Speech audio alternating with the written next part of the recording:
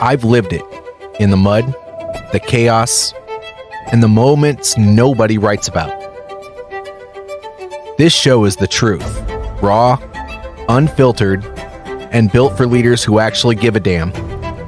If you're ready to grow, ready to own your own story, and ready to lead from the front, you're in the right place. Speak up, show up, lead. Let's get into it. Hello, everybody. Welcome to another episode of Speak Up, Show Up, Lead Leadership Live Edition here with Chris. And today we're going to talk about a pretty fun topic. Before we get started, don't forget to check out my two books, my newest release, plus this is my favorite. This is my bread and butter right here. Speak Up, Show Up, Lead. This is my story. And then Resilience is Built, Not Born. Those are both on Amazon.com. And I've gotten a lot of really good feedback, so check them out. Chris, how you doing today, buddy? I'm doing great, JJ. How are you? You know, it's finally starting to stay warm instead of going back and forth between this warm, cold stuff. So I'm hoping that it stays that way.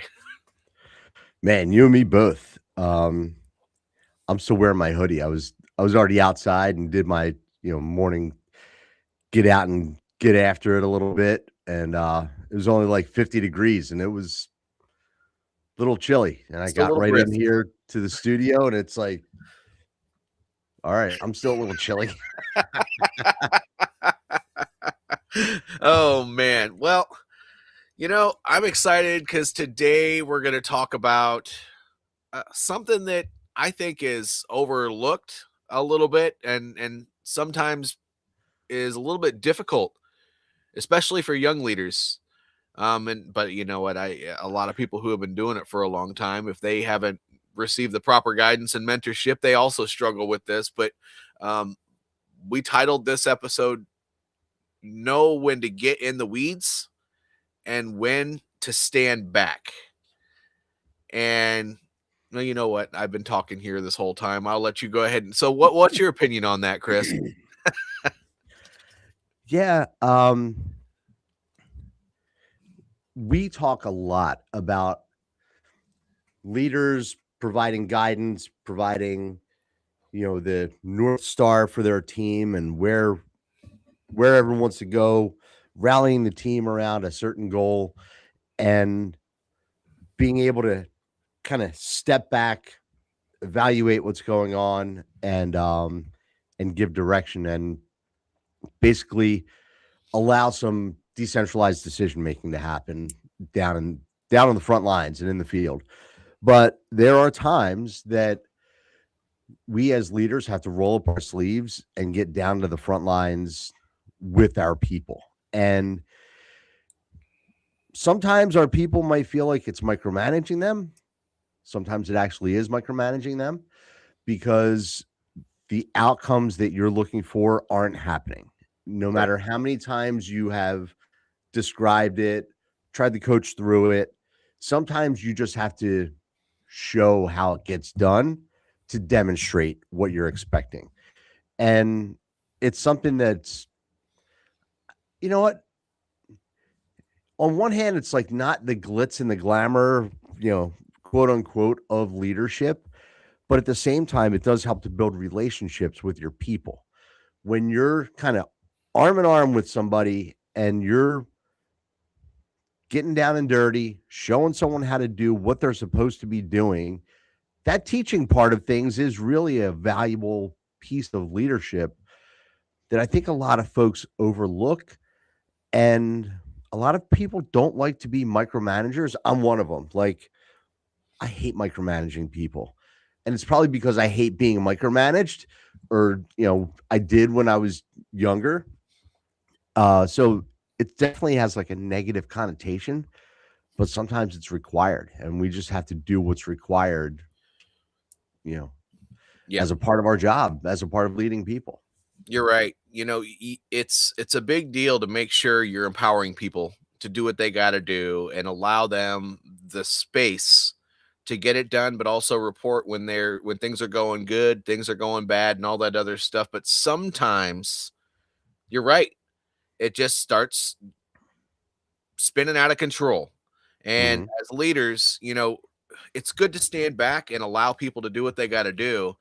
But once in a while, you just have to step in. And, it's a really, really uncomfortable for the people that you work for when you start digging in a little bit, but it's a leader's responsibility to trust but verify. And sometimes it's it, when you dig in, it's not because you don't think your people are competent, but they're things can spin out and get to the point where you're like, there's something that they're missing, and we've been talking about this for a while, and whether they're getting it or not, they're still missing something. And that's why whatever role that you step into as a manager, it's important that you know something about what's going on, or the type of work that you're working with, because when you step in, it needs to be productive. Yep. And working alongside of those people, though it may be, it's probably going to piss them off at first, actually, but Yeah. when it's all said and done, and you did step in and you got involved and you rubbed your funk all over everything that they got going on, but then you step back away after things get right again. Well, maybe not perfect, but nothing's ever perfect. You know, that's actually going to build more trust. But as leaders, we need to be able to identify that. We need to be that middle ground to say, yes, this is yours, but I'm Mhm. gonna step in when I have to, Yep. if I have to. So this is a Yeah. great conversation. It's not, and this is probably one of the most uncomfortable things a leader can possibly do when you've been, especially if you've been just letting your team run with an idea for a long time. Yeah, and so you said, trust but verify. We've talked about that before, and it's also up to the leader to inspect what they expect. Yeah. So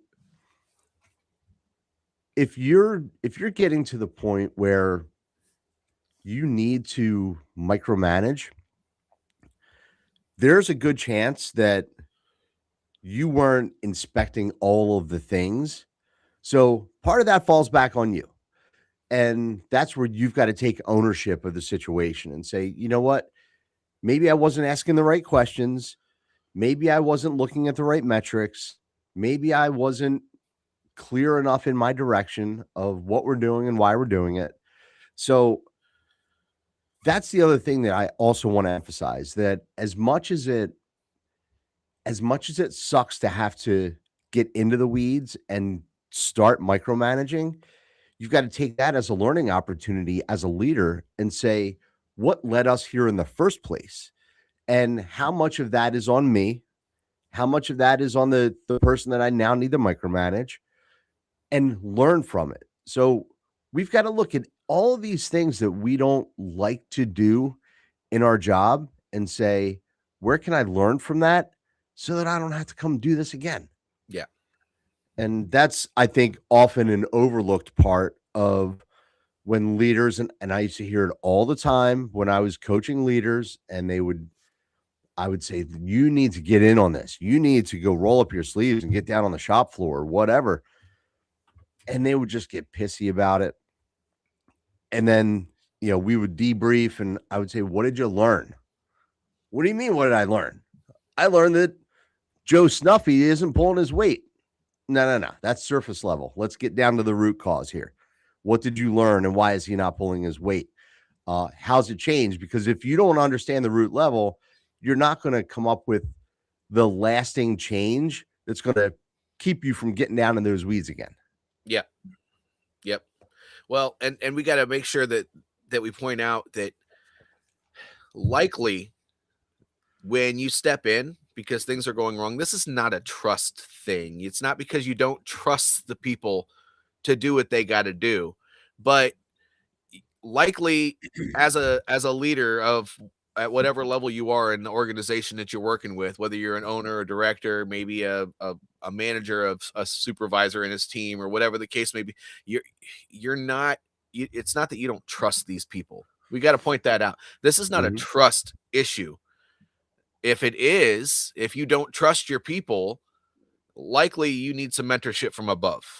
Yep. But that because that's something you got to work on. Empowerment is extremely important, but usually it's not a trust thing. It's there's something going on and it needs a closer look. And I'm in this position because I have the experience and it's part of teamwork. You jump in when people are struggling. Sometimes people get to the point where they're drowning, and your job as their leader is to reach an arm down and pick them back up. And sometimes that means walking the shop floor with them, standing side by side, and taking a deeper look at every single part of the operation to try to figure out what's going on.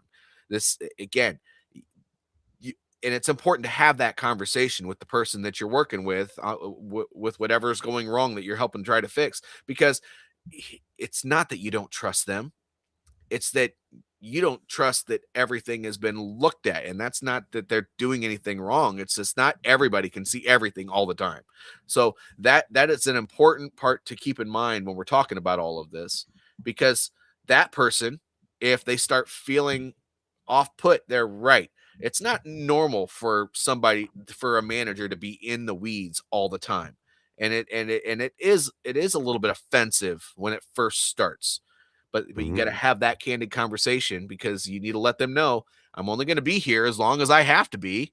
I don't want to be in your business. I don't want to dig in and put my funk all over everything, but I have to be here.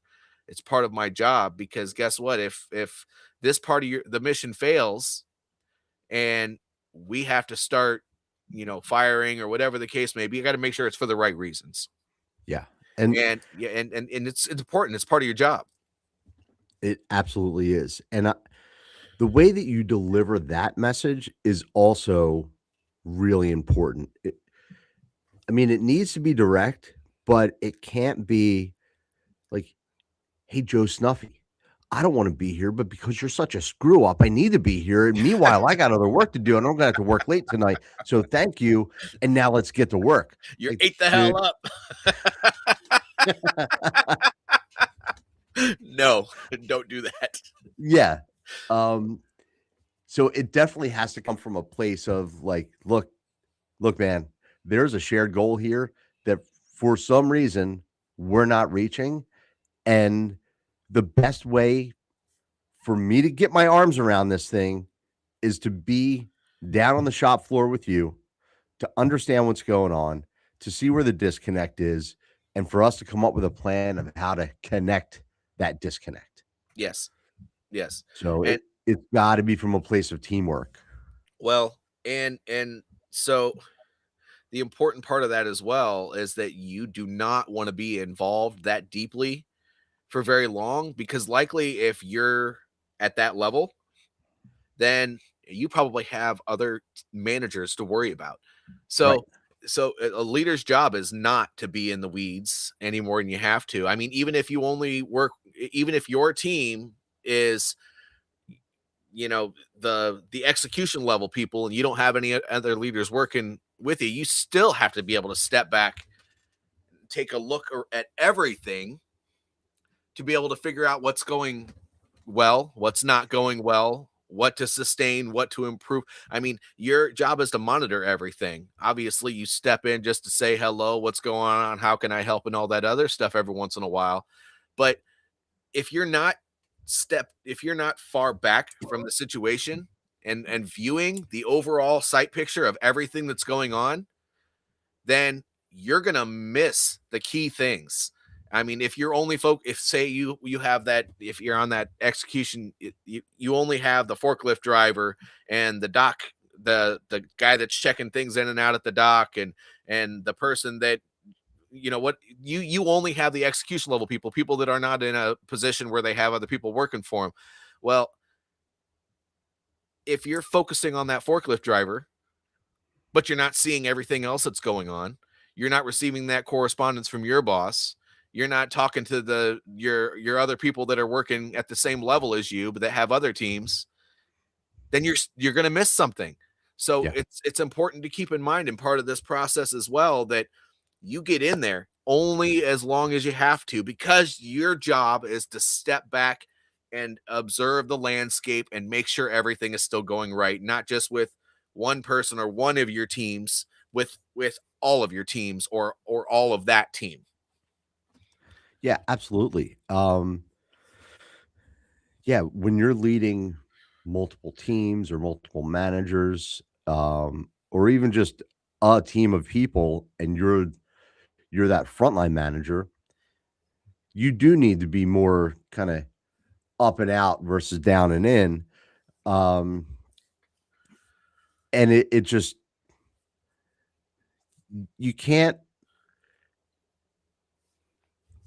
Here's what I'm afraid of, that people think like, all right, I just need to come in here, solve a problem, and get out. They're like tunnel vision. Mm. So they're acting with the exit in mind already. Like, all right, I just need to get in the weeds, fix it so that I can get back out of the weeds. What that prevents is being open minded when you do get into the weeds, because you're going to go into a situation that is failing and you're being forced to roll up your sleeves, and you've got this preconceived notion of this is how I'm going to fix it. That may not be the right fix. No. You may get down into the weeds, and so you're bringing an outside perspective to the front line because you're normally not there, but you think this is how it needs to go, and you get down there and you're just trying to ram this square peg into a round hole. And next thing you do, you're just asking for bigger hammers. Like, all right, Joe, just go get me a bigger hammer. We're going to get this thing done. Versus if you have more of an open mind about, it's not about me getting out of here as fast as I can, but it's about me helping to solve this problem as fast as I can. That's where you go down. You can get into the weeds and then still zoom out a little bit. Like, have you ever seen those videos where every time on your phone you expand it and it just, the picture is like more and more, right? You click on like a little car that's in a picture and you zoom out on it, and now you're seeing the car that's on a road, and it's like the layers are infinite. Mm-hmm. So you can still get deep. You can be on the ground floor and still be zooming out a little bit. And all right, where are we going here? What are the next steps? This is also where you build deeper relationships with your people, where you say, all right, look, what have you tried so far? And you're the expert here. You're the dude who works this forklift every single day. So in order to achieve X, do you have any suggestions here? Like maybe something that it seems outside the box. Like, let's put our thinking caps on and let's come up with a solution based on your expertise. And if it works, you've got my blessing. We SOP it, and you're ready to rock and roll. So, I mean, you have to. It's just about looking at the silver linings of it, and it's the approach. I think everyone in the world has seen the video at least half a dozen times. The Jocko Good video, like, oh, something's not going well. Good. Yeah. How do we come up with a different approach on how to fix it? Have that Well, mindset. Yeah, so you're right. And usually there's a phased approach. Yeah, you do have to get back to your normal operations. That's true. But part of your normal operations is checking on your people anyway. And so I think if you get to the point where you have to dig into the weeds, and you brought up a good point that I did not say. That's why we talk about this together instead of just pigeonholing one person's ideas. But this is good because when you do that, likely once you figure out what's going on, you discuss what a sustained improvement plan would look like, and then you continuously check to make sure that they don't need support. You might dig in there and see how things are going for an hour each day or something like that. You don't step completely out, because if you do that, then it could likely just go right back to where it was, because that idea that you guys came up with to fix whatever is wrong, or whatever the case may be, might not work. I believe in AARing everything, what's going right, what's going wrong, what to sustain, what to improve. You do that every single time. I do it when things are going right too, because I think things can always get better. But when things are going wrong and you're setting things up for improvement, once you figure out what to sustain and what to improve, you got to figure out how to make that work within the operation and how you can support them while they're making those changes, because likely if you're making some changes in an operation, it's not just going to affect one person, it's not going to affect two people, it's probably going to affect the whole team. So as those changes occur, there could be some resistance from the rest of the people you're working with, and you just got to make sure that that manager and the rest of the team know that that manager has support from you, because usually that I have found in some of my past workings that ground level manager or that ground level supervisor likely gets forgotten. Yeah. They'll make sure the bosses tend to make sure he's doing what he's supposed to do. They don't dig into the weeds. They just counsel, and then fire. But the right way to approach it is what we're talking about here. Once in a while, you dig in, you help them figure out what's going on. I mean, yeah, not everybody can stay in that management position if it's not working out for them. But that's not what we're talking about right here. We're talking about how you phase this in and out. It's when to get in the weeds and when to stand back and look into the landscape. And so if you forget that manager, if those ground level employees or whatever team they're working with doesn't think that they have the support from the higher ups, they're just going to think that that person's being a pain in the ass, and they're less likely to do all the change, implement all the changes that are happening. They'll wait till that manager walks away, and then they'll be like, he's just trying to put more work on us, guys. Let's just get back to work. Let's make sure we're just doing the stuff that we're normally. That happens. That really does happen. 100%. Yes, it does. So yeah, when you're doing this, you got to make sure you continuously support that person, which you should be doing anyway. But especially when there's change, you got to make sure that there's support for whatever team or whatever manager you're working with. At the end of the day, there's a bit of mental jujitsu that has to happen, where you've got to, when you walk away from that situation, the person that you were down there helping on the front lines in the weeds to get something done, they have to feel as though the solution was their idea. Yeah. They have to have buy-in on what has changed, how things are going to happen going forward. And the way to get that buy-in is to kind of almost not feed them the lines of like, all right, this is what we're doing, and it's your plan. Hey, JJ, this is your plan here. But that's part of the coaching, right? It's part of the leadership of just uncovering things, getting to the root cause. Sometimes when you get down into the weeds, you've got to involve an entire team that's on the front lines. Yeah. And that's when you pull everyone together and say, all right, folks, this is what's going on. Like, let me share the reality of the situation with you. This is why I'm down here with everybody. But our goal is for you guys to get me out of your way so that you can accomplish your goal. How are we going to do this, everybody? And I'm not saying that you turn it into, a giant democracy, for lack of a better word, but all right, let everyone have input. Maybe the new guy, the brand new FNG is like, have you guys ever thought about doing it this way? And all the old heads are like, no, but that just might work. All right, let's go. But having that buy-in as a result of allowing them to problem solve, maybe you just have to work them through solving the problem, and then they come up with the solution. And you're like, thanks, guys. Thanks for letting me get back to, getting out of your way and go get after it. Yeah. You definitely have to involve the people. I mean, people aren't going to execute if there's no with them involved.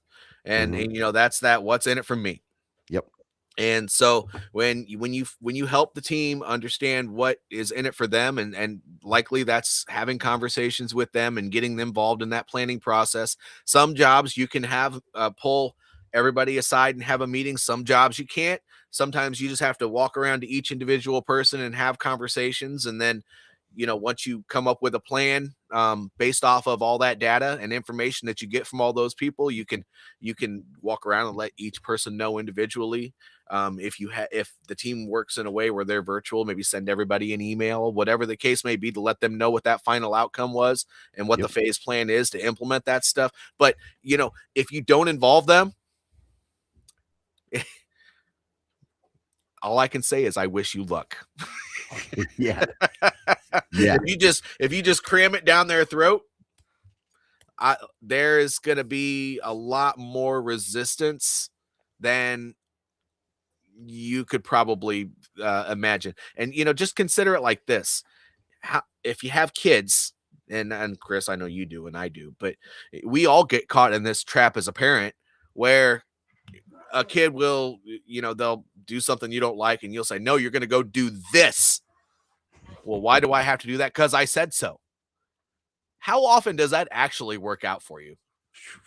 Very rarely. Especially as they get older and older and older. For whatever reason, we still do it anyway. But I mean, it's just one of those things where if you apply that to a professional environment, it just doesn't work. If it doesn't work in your house, it's certainly not going to work there. So you got to make sure you get them involved. You don't just cram things down their throat. If they understand why things are happening, and that's really what the main goal is here.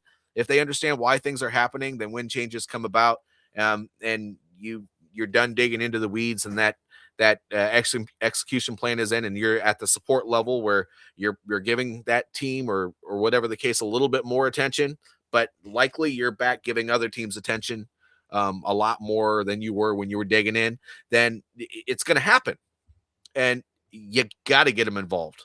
If you're not getting the people involved in the operation you're making a plan for, you're shooting yourself in the foot anyway, because you don't know what the hell's going on every day over there. You just kind of understand what the numbers look like, and you understand what the overall operation looks like and how to get the stuff done. That doesn't mean you understand what's going on.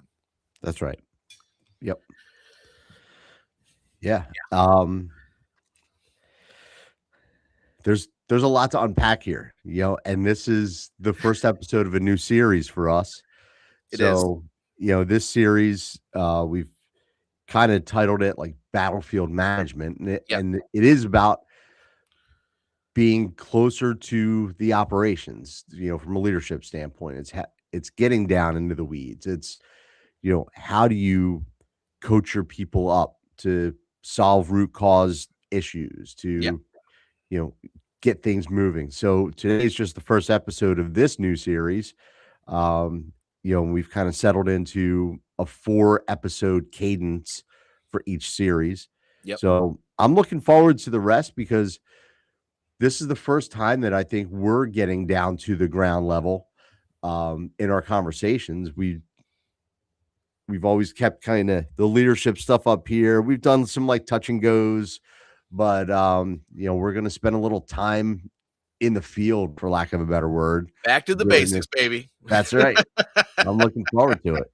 Yeah, this is going to be fun. No, and I think this is an important place to start, and we can work our way back up, or we can talk about top and bottom as we go along. But I think this is an important thing for people to understand, because I think when you take that role as a manager, you don't necessarily understand how to solve that stuff for your team all the time. But then you also don't understand what your boss's mindset is when they're trying to dig in. So it's when to stand back. There's just a lot going on here. And so if you're interested in how all of that stuff kind of works, and we're going to be talking about this from a very operations heavy perspective. So if that interests you, again, that's every other Saturday at 7 Central, and we're going to be discussing this stuff. And please, when you tune in, I know we've had people popping in and out this whole conversation, but for the people that are watching it in the future as well, make sure you interact, even if we're not live and you watch it. Let us know what you think. We want your feedback, and also we want to know what questions you have so we can make a potential future episode about it. Yeah, get into the comments, because JJ and I do have a pretty a pretty decent amount of experience, but at the same time, just like we talked about in this episode, getting together, in this case, it's the community of people that watch this show, and hey, give us some guidance. What do you want to hear about? And we'll make sure to bake it into the recipe. Yeah, we might even learn something from you, which is what we hope to do as well. So let's That's right. make all of that stuff happen. That's why Yeah. we're doing this. We don't actually prefer just to flap our jaws all the time, but we do like to keep ourselves sharp and talk about this stuff because it's relevant and it's not approached in the workforce these days as much as it should be. Absolutely. All right. Well, Chris, you have any closing comments before we roll out of here? The only closing comment that I'm going to leave is when you feel like when you do have to get into the weeds, don't be pissed off about it. That's only going to limit your outcomes. Be positive. Look for the root cause and the outcomes. Go into it with an open mind. It'll help you. It'll help your team, and it'll help it to be sustainable. Yes, and keep judgment out of it. Yes. Look for the actual issue and don't look for the person to blame, because the likely you have a part in that. So whoever is whatever issue is the root cause of any problem at work, if you didn't see it, then you're part of the problem too. So that's the only other consideration that I would like you to keep in mind, but also only dig in if you have to. Empowering your people is the best thing. Delegating is the best thing you can possibly do as a leader. Yep. All right. That's the end of the episode. Everyone, thank you so much for always tuning in and checking us out. Don't forget to like, subscribe, share, and as we said, leave a comment below, and we will see you next time. Have an awesome Saturday.